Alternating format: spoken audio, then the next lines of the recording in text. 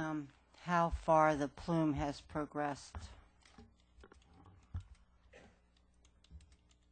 Good evening. Mark Nelson with the Horsley-Whitten Group.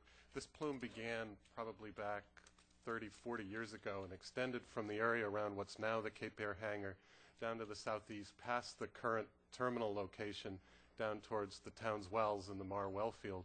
It's been brought back to an area that's now within a couple hundred yards of the Cape Air hangar, and the area that needs to be cleaned up is between that source, which is clean, and the intermediate treatment fence that was installed 7 or 8 years ago and has cleaned up the areas below that, downstream from that. And this is an attempt to get into the middle of this where the contamination is not moving that fast because it's all under the ramp, all under the pavement, so there's no rainwater flushing the system through. We'll go in and attack that area and get that contamination out instead of waiting year after year to see if it's going to clean up.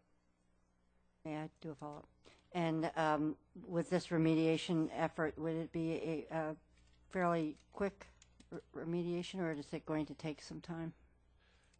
You can't predict with full certainty. We're looking at doing this over 12 to 18 months and providing oxygen down into the soils and the groundwater that will break down the hydrocarbons that are still there. Yep.